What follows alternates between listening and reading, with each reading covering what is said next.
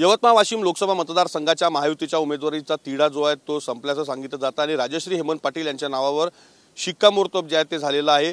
आपण पाहू शकतो की उमेदवारी अधिकृतरित्या जाहीर होण्याआधी राजश्री हेमंत पाटील यांचा आज उमेदवारी अर्ज जो आहे तो दाखल केला जाणार आहे। त्याआधी जर पाहिलं तर सभास्थळी प्रचार रथ जो आहे तो या ठिकाणी बनवण्यात आला आहे। त्यामध्ये आपण पाहू शकतो की 14 यवतमाळ वाशिम लोकसभा मतदारसंघ महायुतीच्या लोकप्रिय उमेदवार सौ राजश्री हेमंत पाटील अशा पद्धतीचं फलक जे आहे ते या ठिकाणी लावण्यात आलेलं आहे। महायुतीच्या संपूर्ण जिल्ह्यातीलच नव्हे तर राज्यातील नेत्यांचे फोटो सुद्धा या ठिकाणी लावण्यात आले।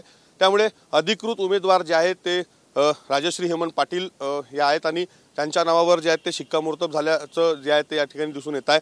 आज मुख्यमंत्र्यांच्या उपस्थितीमध्ये प्रचार सभा जी आहे ती राजश्री हेमंत पाटील यांची होणार आहे आणि उमेदवारी अर्ज देखील तो या ठिकाणी दाखल करण्यात येणार आहे।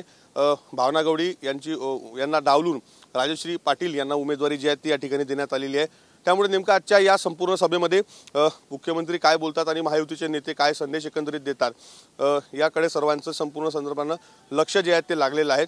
आगामी या लोकसभा निवडणुकीमध्ये महायुतीचा हा सस्पेन्स पॅटर्न किती समोर येतो आणि हा महायुतीच्या पत्त्यावर किती पडतो हे देखील पाहणं महत्त्वाचं राहणार आहे। कॅमेरामॅन मिलिंदसह विवेक गावंडे, TV9 मराठी, यवतमाळ।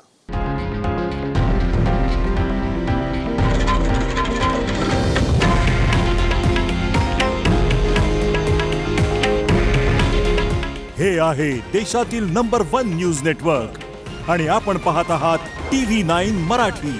काळजी तुमची, हित महाराष्ट्राचं।